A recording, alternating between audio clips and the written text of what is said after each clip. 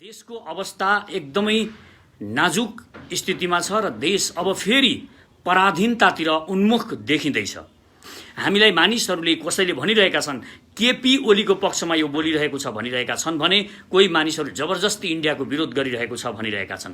तर हामी यी दुवै अतिवादीको धारमा छैनौँ भन्ने कुरा हामीले हाम्रो स्ट्यान्ड स्पष्ट पार्न चाहन्छौँ। किनभने हाम्रो उपस्थिति, म सचेत नेपालीको उपस्थिति भनेको यो देशमा युवाहरूलाई शक्तिमा नपुर्याइकन, युवाहरूलाई राजनीतिमा सक्रिय नगराइकन, युवाहरूलाई सत्तामा नपुर्याइकन यो देशमा कुनै पनि किसिमको परिवर्तन आउन सक्छ भन्ने कुरा हामीलाई विश्वासै छैन। अब यी नेताहरू जो पुराना नेताहरू छन् यिनीहरूलाई कसैले पनि कुनै पनि बेला यो देशको विरुद्धमा प्रयोग गर्न सक्ने अहिले हामीले स्पष्ट रूपमा देखिरहेका छौँ। यो अवस्था सिर्जना भएको छ मुलुकमा। मैले केही समय अगाडि, केही दिनदेखिका यो किसिमका वार्ताहरू गरिरहेको छु, विभिन्न मिडियाहरूमा वार्ता गरिरहेको छु र केही मानिसहरूले मलाई भन्नुभएको छ 19 जना केन्द्रीय समितिका एमालेका नेकपाका 19 जना सदस्यहरूले 17 जनाले केपी ओली चाहिँदैन भन्छन् भने तिनीहरू कसरी राष्ट्रघाती हुन सक्छन्, तिनीहरू कसरी इन्डियाले चलाएको हुन सक्छ? एउटा यो प्रश्न मलाई सोधिएको छ भने अर्को प्रश्न प्रचण्डले के भनेका छन् केही दिन अगाडि भने उनले भनेका छन् केपी ओलीको राजीनामा इन्डियाले होइन मैले मागेको हुँ भनेका छन्। यो विषय यो के हो, उनको के सोचले, कुन थट प्रोसेसमा उनी यो कुरा गरिरहेका छन्, यो पनि यहाँहरू समक्ष म राख्न चाहन्छु। भने अब बहुमतले कसरी देश बेच्न सक्छन्, बहुमत एकातिर लागेर यी गद्दार नेताहरूले, यी गद्दार दलहरूले कसरी देश बेच्न सक्छन्, यो कुरा पनि म स्पष्ट पार्न चाहन्छु। भने केपी ओलीलाई यति धेरै आक्रमण हुनुको कारण उनले आफ्ना सपनाहरू छोड्नु, उनले जनताहरूलाई झुक्क्याउनु पनि हो भन्ने कुरा पनि म यहाँ स्पष्ट पार्न चाहन्छु। त्यसकारण हामी, कोही मानिसहरूले तपाईँ लेफ्टिस्ट हो कि राइटिस्ट हो भनेर पनि हामीलाई सोध्ने गर्छन्। मैले भन्ने गरेको छु हामी न लेफ्टिस्ट हौँ न राइटिस्ट हौँ, हामी बीचको शक्ति हौँ।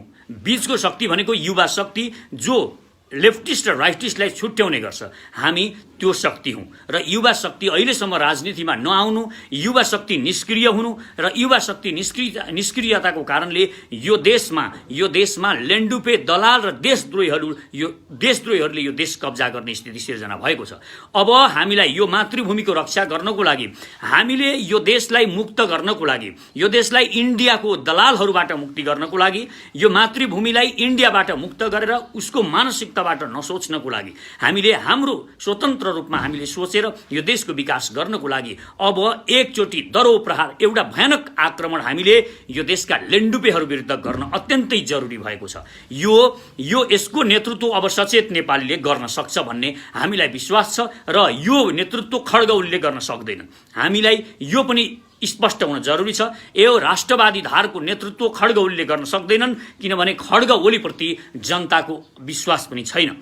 खड्ग ओलीले आफ्ना सपनाहरू छोडे। पहिलो कुरा हामीले के बुझ्नुपर्छ भने यदि उनले यो चाहन्थे भने, यो राष्ट्रवादी धारलाई उनी साँच्चै नै देश र जनताको हितमा प्रयोग गर्न चाहन्थे र राष्ट्रवादी धारलाई एकीकृत गर्न चाहन्थे भने उनले इन्डियासँगका सारा सम्बन्धहरू तोडेर जुन रेल ल्याउने, यो परनिर्भरता, इन्डियाको परनिर्भरता तोडेर रेल ल्याउने जुन कल्पना गरिएको थियो, जुन कुरा मागेर, जुन कुरा भनेर उनले जनताबाट भोट बटुलेका थिए, त्यो भोटको लागि उनले राजनीति गरेका थिए। त्यो बेला रेल ल्याउनको लागि चाइनाबाट रेल र पाइपलाइनबाट तेल ल्याउनको लागि उनले पहल गरेको हुनुपर्थ्यो। यो 2 वर्षमा उनले यति गर्न सकेको भए कुन माइकालाल अहिले खड्ग ओलीको विपक्षमा हुन्थ्यो? हो, त्यति गर्न सकेको भए सम्भवतः सचेत नेपाली पनि आउनु पर्दैन थियो, हामीले पनि पार्टी खोल्छु भन्नु पर्दैन थियो, हामी युवाहरू आउँदैन थियौँ राजनीतिमा, किनभने हामीलाई एउटा आशाको संसार हुन्थ्यो। अब हामी परनिर्भरताबाट मुक्त, इन्डियाको परनिर्भरताबाट मुक्त हुँदैछौँ भन्ने कुरा हामी नेपाली नागरिक, नेपाली जनता, नेपाली युवाहरूलाई विश्वास हुन्थ्यो।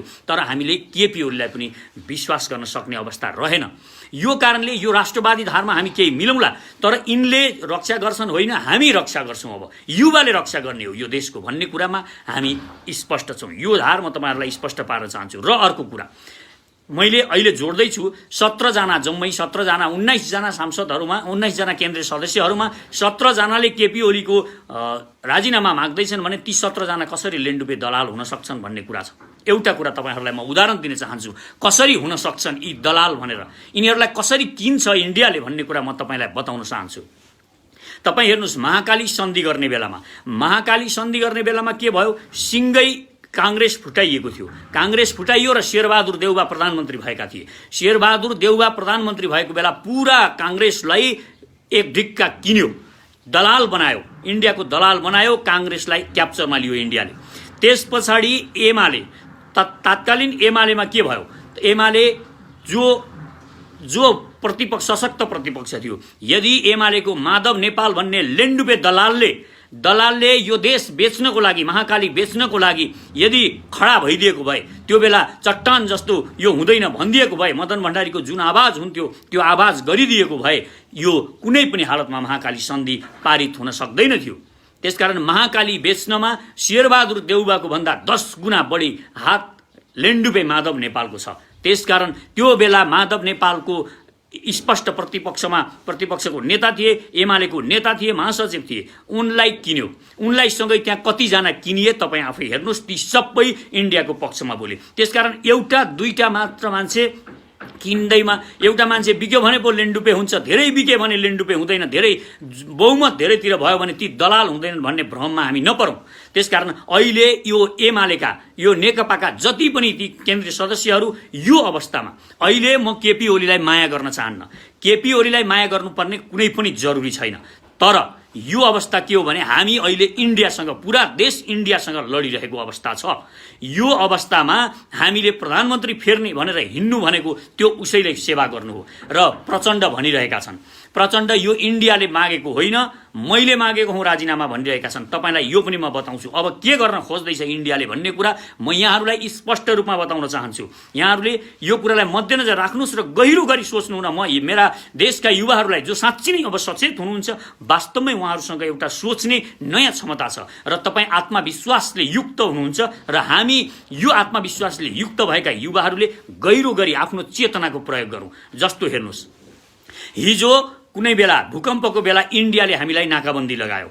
हामीले संविधान बनाउँछु भनेर, आफ्नै संविधान, हामी स्वतन्त्र रूपमा हामी संविधान बनाउँछु भन्दा इन्डियाले नाकाबन्दी लगायो। र नाकाबन्दी लगाउँदा के भनियो? त्यो बेला इन्डियाले होइन, मधेसवादी दलले बाटो छेकेर नाकाबन्दी लगाएको हो भनियो। ती मधेसवादी दलहरूलाई शिखण्डीको रूपमा इन्डियाले प्रयोग गर्यो र हामीलाई नाकाबन्दी लगायो। र त्यो बेला सबै दलालहरू, यहाँका चम्चाहरू, यहाँका लेन्डुपेहरू, यहाँका बौद्धिक भनिएका केही दलालहरूले के भने? यो नाकाबन्दी इन्डियाले लागेको होइन, मधेसवादी दलले बाटो छेकेको हो भने। यी गद्दारहरू हुन्।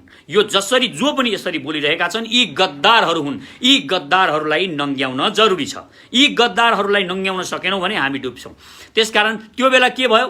इन्डियाले लगाएको होइन, यो त नाकाबन्दी त यो मधेसवादी दलले पो लगाएको हो भनेर हामीलाई भ्रम पारियो। वास्तवमा त्यो पनि एउटा भ्रम थियो। वास्तवमा नाकाबन्दी इन्डियाले नै लगाएको थियो। यो सङ्कट सिर्जना गरेर अब यो देशको सरकार, त्यो बेला सुशील कोइराला थिए, उनले अडान लिएका थिए प्रधानमन्त्रीमा, र प्रतिपक्षमा त्यो बेला एउटा सशक्त आवाज थियो केपी शर्मा ओलीको। यो आवाजले गर्दा इन्डिया झुक्यो। इन्डिया झुक्यो र झुक्न बाध्य भयो। अब अहिले के गर्यो? इन्डियाले प्रचण्ड बोलिरहेका छन्। यो प्रचण्ड भनेको यो देशको सबैभन्दा ठुलो शिखण्डी हो। तपाईहरू बुझ्नुहोस्, यो प्रचण्डलाई जहिल्यै पनि प्रचण्डले यो देशलाई ध्वंस गर्नको लागि परेको छ। केही मानिसहरू, प्रचण्डका चम्चाहरू मलाई भन्ने गर्छन्, तपाईँलाई लोकतन्त्र, प्रचण्डले ल्याइदिएको लोकतन्त्रमा तपाईँ यसरी बोल्न पाउनु भएको छ भनेर भन्ने गर्छन्। यी दलालहरूलाई म भन्ने गर्छु, 46 सालमा जुन बेला प्रजातन्त्रको लागि हामी जेल परिरहेका थियौँ, हामी छातीमा गोली थाप्नको लागि म सडकमा निस्किएको थिएँ, त्यो बेला म पार्टीको मानिस पनि थिएन। त्यो बेला प्रचण्ड के गर्दै थियो? सोध्नुहोस् तपाईँ त्यो प्रचण्डलाई, जो 46 सालको जनआन्दोलनको बेला के गरिरहेको थियो? हामी निस्केका थियौँ यो देशको लागि। हामी जुन बेला यो देशले मागेको छ, त्यो बेला हामी युवाहरू तयार भएर लागेका थियौँ र हामीलाई त्यो बेला नजन्मिएकाहरूलाई के गरेको थियो भन्ने होइन, हामी जन्मिएका र हामी त्यो बेला सशक्त भइसकेकाहरू बोलेका थियौँ। हामी कुनै पार्टीको झन्डा बोकेर होइन, स्वतन्त्र रूपमा हामी बोलेका थियौँ। र म 21 दिन जेल परेको थिएँ। त्यो बेला 21 दिन 2 पटक गरेर म जेल परेको छु। त्यसकारण प्रचण्डका चम्चाहरूले, देश बेचुवा र देश बेच्ने दलालहरूले हामीलाई सिकाउनु पर्दैन हामीले लोकतन्त्रको लागि के गरेका छौँ। तिमीहरूको, प्रचण्डको भन्दा हाम्रो योगदान छ। तिम्रा प्रचण्डहरूले जनतालाई मारेर 17,000 मानिसहरू मारेर यो देशमा गणतन्त्र आएको हो भन्ने तिमीहरूको यो सपना, यो भ्रमबाट मुक्त हुन जरुरी छ। आज यो देश बेच्ने बेलामा, यो देश बेच्नलाई जब लागि परेका छन् प्रचण्ड, त्यो बेला त तपाईँ प्रचण्डको गुणगान गाएर बस्नुहुन्छ भने हे भगवान, तपाईँ कस्तो भक्त हो? यो अस्तित्वले तपाईँलाई श्राप छ, यो मातृभूमिको श्राप लाग्छ।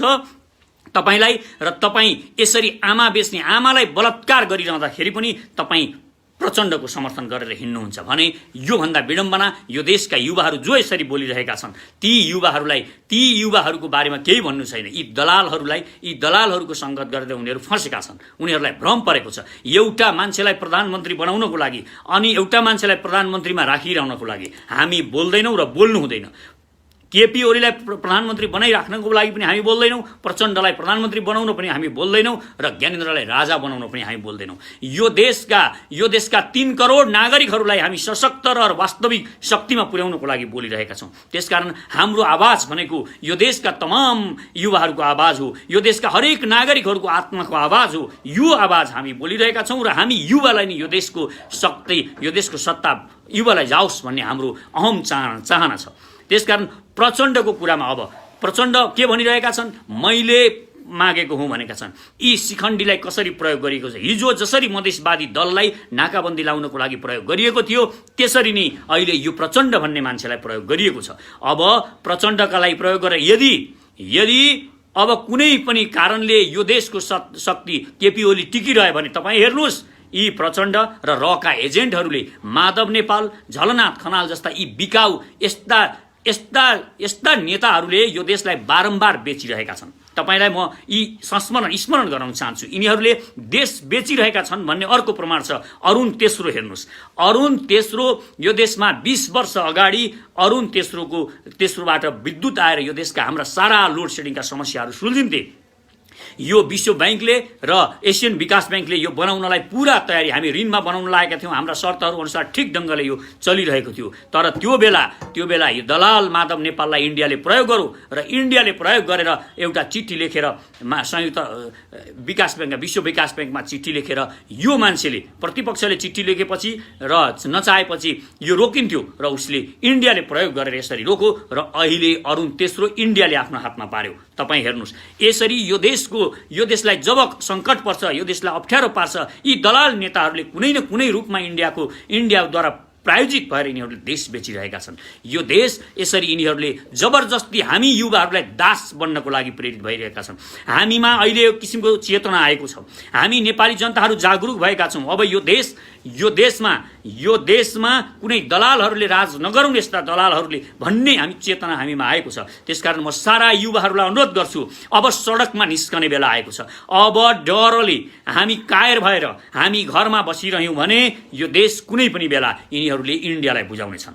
हामी लम्पसार पर्दैनौँ, इन्डियासँग झुक्दैनौँ भनेर हामी युवाहरू कराकै छौँ। हामीलाई झुक्नु छैन, हामी नुन चाहिँदैन, हामीलाई तेल चाहिँदैन, बरु हामी हिँड्छौँ, जति हिँड्नु परे पनि हिँड्छौँ। हामीलाई नुनको सट्टा साग र दुध खान्छौँ। तर यो देश कसैको अगाडि नझुकोस्, यो शिर इन्डियाको अगाडि लम्पसार नपरोस् भनेर हामी यो देशका 3 करोड नेपालीहरू कराकै हुनुहुन्छ।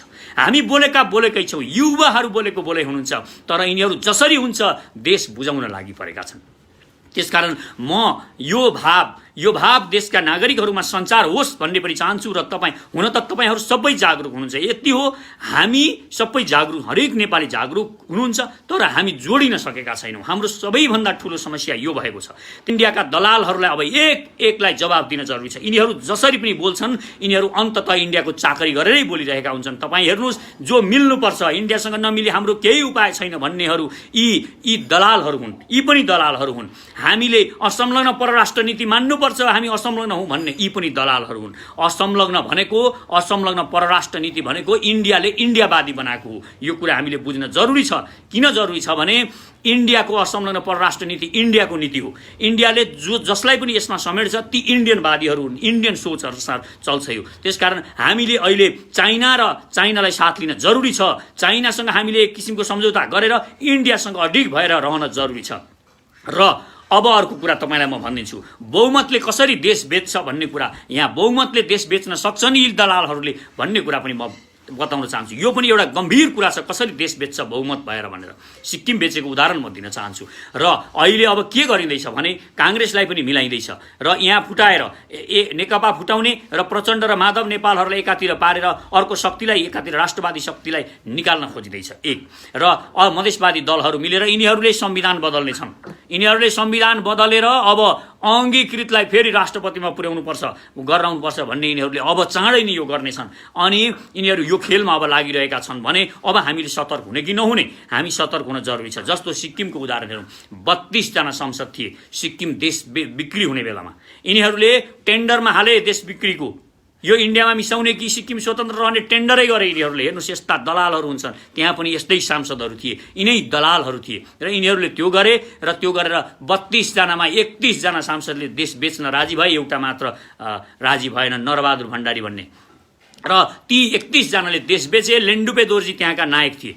अहिले यी बहुमत भयो भन्दैमा भ्रममा नपर्नुहोस्। जता बहुमत छ त्यता सत्य हुँदैन साथीहरू, यो बुझ्न जरुरी छ। बहुमतमा सत्य हुँदैन। सत्य एउटा भए पनि सत्य एउटामा हुन्छ, तर सत्य छ भने त्यो एउटा सत्य हुन्छ। त्यसकारण सत्य के हो हामीले पत्ता लगाउन जरुरी छ। सत्य हामी सचेत नेपालीले उठाएको आवाज सत्य छ। अब खड्ग ओलीलाई हामीले दबाब दिनुपर्छ। तिमीले मध्यावधि निर्वाचन गरेको हुनुपर्छ, यो संसदलाई विघटन गरेको हुनुपर्छ। हामीलाई नचाहिने यो देश बेच्ने दलालहरूलाई सांसद बनाएर भत्ता खुवाएर हामी देशका जनताहरूले किन राख्ने? यो एउटा गहन प्रश्न छ। यो प्रश्नमा विचार गर्नुहोस्। देश बेच्ने दलालहरूलाई हामीले कर तिरेर त्यहाँ देश बेच्ने दलालहरूलाई सांसद बनाएर तिनीहरूलाई भत्ता खुवाएर हामीले किन राख्ने? राख्न जरुरी छैन। अब हामीले यो खड्ग ओलीलाई एकदम भयानक दबाब दिनुपर्छ। यो खड्ग ओलीहरू आफू सत्तामा बसिरहन चाहन्छन्, यो होइन। यिनले चुनावको घोषणा गर्नुपर्छ, मध्यावधि निर्वाचनको घोषणा गर्नुपर्छ, यो संसद विघटन गर्नुपर्छ। र एउटा हामी सचेत नेपालीहरू अब पार्टी खोल्दैछौँ। हामी पार्टी खोलेर हामी पनि युवाहरूलाई लिएर हामी पनि प्रतिस्पर्धामा उत्रिनेछौँ यिनीहरूसँग। अनि हेरौँ यी दलालहरूले जित्छन् कि वास्तवमा सचेत नेपाली यो देशका सच्चा देशभक्तहरूले जित्छन्। यो हामीले देखाउन जरुरी छ। अब एकपटक हामीलाई यो परीक्षाको घडी आएको छ। यहाँ परीक्षा दिने बेला आएको छ र यसमा हामी अब्बल हुन सकेनौँ, यो देशका युवाहरू अब्बल हुन सकेनौँ भने यो देश फेरि गुलाम हुँदैछ। यो देशलाई गुलाम पार्ने सारा तारतम्यहरू मिलाइएको छ। त्यसकारण म रिक्वेस्ट गर्छु, मेरो हार्दिक अनुरोध छ, संसारभरिका नेपालीहरूलाई देश खतरामा परेको छ। मातृभूमि आमामाथि बलात्कार हुँदैछ। हामी लिम्पियाधुरा, लिपुलेक र कालापानीबाट इन्डियन सेना खेल्ने कुरा गरिरहेका छौँ। हामी यहाँका नागरिक, अङ्गीकृत नागरिकवालाहरूलाई हामी कुनै पनि हालतमा राजनीतिक अधिकार दिनु हुँदैन भनिरहेका छौँ। हामी इन्डियामा जाँदाखेरि प्रवेशाज्ञा हुनुपर्छ। यिनीहरू इन्डियाबाट एउटा पनि मान्छे यहाँ त्यत्तिकै छिर्नु हुँदैन, भिजाको व्यवस्था गर्नुपर्छ भनिरहेका छौँ। हामी यो देशको सेनालाई इन्डियासँग लड्नु पर्यो भने, कुनै दिन हाम्रो स्वतन्त्रता खान आँट्यो भने त्योसँग लड्नको लागि यो देशको सेनालाई सर्वशक्तिमान बनाउनुपर्छ भनिरहेका छौँ। यो देशको गुप्तचर संस्था दरो बनाउनुपर्छ हामी भनिरहेका छौँ। भने यो जुन चाइनाबाट बाटो ल्याउने, तेल र रेलको व्यवस्था गर्ने कुरा छ, यसमा अडिग भएर एक डिक्का भएर पुरै देशले सोच्नुपर्छ। चाहे जति खर्च लागोस्, चाहे जति ऋण लागोस्, हामीले यो ल्याएको हुनुपर्छ। यो माग हामी तीव्र रूपमा उठाइरहेका छौँ। यो उठाउन जरुरी छ र यो पनि आफ्नो सपना पनि खड्ग ओलीले छोडेका छन्। त्यसकारण खड्ग ओली पनि अभाव सिद्ध भइसकेका छन्। र एउटा कुरा बुझ्न जरुरी छ, खड्ग ओलीले यो देशमा म यसो गर्छु भनेर बहुमत ल्याएका हुन् र उनको पार्टीलाई उनको विचारधारामा यो देशका जनताले भोट हाले र उनको विचारधारा फेल भइसकेपछि 2/3 सरकार त असफल हुन्छ भने अब अरू लेन्डुपे दलालहरू आएर कसरी काम गर्छन्? र कुनै पनि अवस्थामा म यो देशका नागरिकहरूलाई अनुरोध गर्छु, यदि कुनै पनि अवस्थामा यो लेन्डुपे प्रचण्ड, लेन्डुपे माधव नेपाल यस्ता दलाल झलेहरू कोही पनि प्रधानमन्त्री भएर यो देशमा सरकार बन्ने अवस्था आयो भने हामी सडकमा खुकुरी लिएर उत्रिन जरुरी छ। हामी लाखौंको संख्यामा नाङ्गा खुकुरीहरू नचाउँदै संसद भवन घेर्नुपर्छ र तिनीहरूलाई त्यही थुनेर हामीले युवाहरूको सरकार त्यहीबाट घोषणा गर्नुपर्छ। कुनै माइका लालले मानुन् नमानुन्, जोसँग शक्ति छ त्यसैले देश लिने हो भनेपछि, इन्डियासँग शक्ति छ र उसको पछाडि लाग्नुपर्छ भनेपछि हामी शक्ति क्रिएट गरौँ र लागौँ। हामीलाई सेनाले साथ दियोस् नदियोस्, हामीलाई सशस्त्रले साथ दियोस् नदियोस्, प्रहरी हामीलाई गोली हान्न आउलान्, तर हामी उनीहरूका गोली छातीले छेक्दै अगाडि बढ्छौँ र संसद भवन घेर्ने र त्यहाँबाट यिनीहरूलाई थुतेर सडकमा निकाल्नुपर्छ। यदि अब मध्यावधि निर्वाचन नगरेर यो देशमा त्यो संसद विघटन गरिएन भने हामी त्यो अवस्था सदनै हुन नदिने, हामी सदन चल्नै नदिने, सदन हुनै नदिने, त्यहाँ कसैलाई जानै नदिने। यो मध्यावधि निर्वाचन हाम्रो माग हो, यो हुनै पर्छ। म नेपालका नागरिकहरूलाई अनुरोध गर्छु, 1-2 अरब खर्च हुन्छ मध्यावधि चुनावमा, त्यो सही हो, हो, हामीलाई यो धान्न अलिकति गाह्रो हुन्छ, तर यी दलालहरूले अरबौँ खाइरहेका छन्, खरबौँ खाइरहेका छन् भने हामी युवाहरूलाई शक्तिमा पुर्याउनुको लागि अब अलिकति खर्च किन नगर्ने, गर्नको लागि पनि राजी हौँ। यिनीहरूका कुरा सुन्नुपर्ने जरुरी छैन।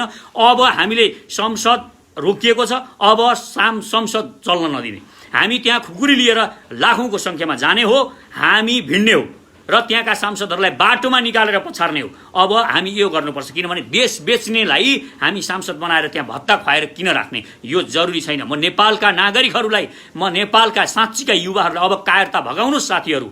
यो कायरताले देश बच्दैन। अब तपाईँ कायर हुनुभयो भने, हामी कायर भयौँ भने यो देशमा के हुन्छ? हामी कुनै पनि ठाउँमा प्रगति गर्न सक्दैनौँ, यो कुरा विश्वास गर्नुहोस्। कायरले कुनै पनि क्षेत्रमा प्रगति गर्न सक्दैन। हामी खेलकुदमा पनि विश्वमा केही गर्न सक्दैनौँ, हामी किताब लेख्न पनि सक्दैनौँ, हामी कुनै पनि व्यवसाय गर्छौँ भने हामी सफल हुँदैनौँ। किनभने कायरता जब माइन्डमा हुन्छ, कायरताले सधैँ कुनै पनि काममा असफल गराउँछ, राजनीतिमा मात्र होइन। र राजनीतिमा यी दलालहरूलाई हामी एकपटक भोट हालेर यो देश जिम्मा लगाउनुको परिणाम हामी भोगिरहेका छौँ। यिनीहरूलाई हामीले एक भोट हाल्यौँ, देश जिम्मा लगायौँ, यिनीहरूले देश बेच्न लागे। अब यो देश यी राक्षसहरूबाट मुक्त गराउनु छ, यो नर्कमा, यी नर्क कुण्डबाट यो देशलाई मुक्त गराउनु छ। यो देशलाई मुक्त गराउनुको लागि यो देशका युवाहरूलाई म अनुरोध गर्छु, तपाईँहरू आउनुहोस्, तपाईँहरू जोडिनुहोस् हामीसँग। म सचेत नेपाली यो अहिले जुन महाअभियान सुरु गरेको छ, यो पार्टी भन्दैछ। तपाईँहरूलाई स्पष्ट रूपमा भनौँ, हामी बाहिरबाट धुलो टकटक्याएर यहाँ विरोध गरेर मात्र हामीले शक्ति प्राप्त गर्न सक्दैनौँ। हामी सिस्टममा घुस्नुपर्छ।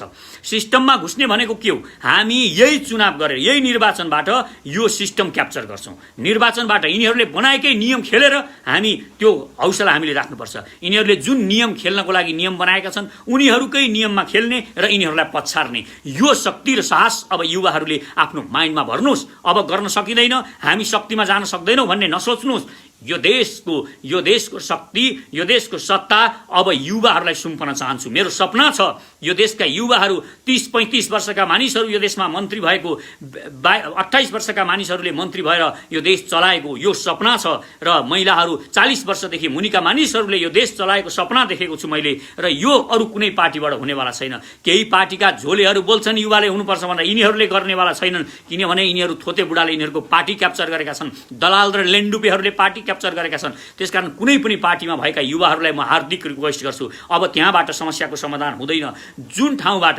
तपाईँ एउटा मियोमा दिनभरि घुमेर, 1000 पटक घुमेर, गोरु दिनभरि मियोमा घुम्छ, मियोको वरिपरि दाइँ गर्ने गोरु घुमिरहेको हुन्छ, त्यो गोरुलाई लाग्न सक्छ। मैले महान यात्रा गरेँ, म टाढा कहाँ कहाँ पुगेँ होला भनेर लाग्न सक्छ, तर गोरु त्यही मियोमा वरिपरि घुमिरहेको हुन्छ। यो पार्टीहरूबाट, अहिलेका भइरहेका पार्टीहरूबाट हामीले समस्याको समाधान गर्न खोज्यौँ भने यिनीहरूको यही हालत हुन्छ हाम्रो। यो मियोमा घुमो, कहाँ पुगे भनौँ, कहीँ पनि हुँदैनौँ, त्यहीँ घुमिरहेका हुन्छौँ। अहिले हेर्नुहोस् तपाईँ, 50 वर्ष अगाडिदेखि यो देशमा नुन थिएन, यो देशमा तेल थिएन भन्छन्, आज 50 वर्ष पछाडि पनि यही भनिरहेका छन्। हामी मियोमा घुमेकै छौँ। त्यसकारण यो मियोको दाम्लो चुडाउनको लागि युवाहरूले आउने हो। त्यो डोरी जुन बाँधेको छ, हामीलाई घुमाइरहेको छ, त्यो डोरी चुडाउनुपर्छ। हामीले बन्धन तोड्न सक्ने हिम्मत, साहस गर्नुपर्छ। अब 10 लाख मानिसहरू विदेशबाट आउँदै हुनुहुन्छ युवाहरू, म यहाँहरूलाई रिक्वेस्ट गर्छु, अनुरोध छ मेरो, तपाईँहरू आउनुहोस्। अब एकचोटि लडौँ, अन्तिम पटक लडौँ। यो अन्तिम वार हो। अब अन्तिम युद्ध हामी यही चुनाव खेलेर, हामी हतियार लिएर मान्छे काट्दै पनि हिँड्दैनौँ। हामी उनीहरूले नि बनाएको नियममा खेलेर उनीहरूलाई पछार्ने हो। हामी यो हौसला राख्नुपर्छ। त्यसकारण म युवाहरूलाई, सारा युवाहरूलाई जोडिनको लागि अनुरोध गर्छु। यी पार्टीले, यी दलालहरूले, यी लेन्डुपेहरूले, देश बेच्नेहरूले धेरै पटक शक्ति प्रदर्शन गरे। देश बेच्नको लागि शक्तिको दुरुपयोग भयो। हामीले हाम्रो सारा ऊर्जा यिनीहरूलाई खन्यायौँ, यिनीहरूलाई दियौँ, यिनीहरूले देश बेचिरहे। देशलाई सधैँ हामीलाई दास जस्तो मनस्थितिमा पुर्याए। हाम्रो स्वाभिमान कहीँ छैन। संसारमा जहाँ पनि नेपालीहरू जानुहुन्छ, एउटा हिंताबोध छ। यो देश, मेरो देशमा केही भएन भने हिंताबोधले ग्रसित भएर उहाँहरूले काम गर्नुपर्ने बाध्यता भएको छ। यो अवस्था छ। कोही पनि देशको, अर्को देशको मानिससँग, रुवान्डाको मानिससँग समेत कन्फिडेन्सले बात गर्न सक्ने नेपालीमा त्यो छैन। यो भाव हामीमा भरिरहेका छन् यिनीहरूले। त्यसकारण हामीलाई निकम्मा बनाए, यो हामीलाई एकदमै कातर, डरपोक र कायर बनाएका छन्। यो कायरता भगाउनको लागि एकपटक साहस गरौँ। जब तपाईँ एकपटक साहस गर्नुहुन्छ, एकपटक हिम्मत गर्नुहुन्छ, अनि फेरि तपाईँलाई मैले भन्नु पर्दैन हिम्मत गर्नुहोस् भनेर, तपाईँलाई त्यो हिम्मत फेरि आउँछ। किनभने तपाईँभित्र त्यो साहस, त्यो शक्ति तपाईँभित्र छ, त्यो बार बार आउँछ। कायर भनेर म हरेक आमा बुवाहरूलाई अनुरोध गर्छु, तपाईँ कति उमेरको हुनुहुन्छ, म युवाहरू मात्र जाने कार्यक्रम रहेछ, म त बुढो भएँ भन्ने नठान्नुहोस्। तपाईँले पनि आफ्नो बच्चा बच्चीलाई पनि पठाउनुहोस् र आफू पनि आउनुहोस्। तपाईँलाई केही हुँदैन, तपाईँलाई डर लागिरहेको हुनसक्छ। हामी छौँ। हामी अगाडि उभिएर कुनै पनि प्रहरीले गोली चलायो भने हामी गोली थाप्छौँ, हाम्रा छातीमा गोली थापेर तपाईँहरूलाई बचाउँछौँ, आउनुहोस्, देशको रक्षा गर्न हामी हिँडेका हौँ। त्यसकारण हामी कुनै पनि स्वार्थले कसैको अगाडि झुक्दैनौँ।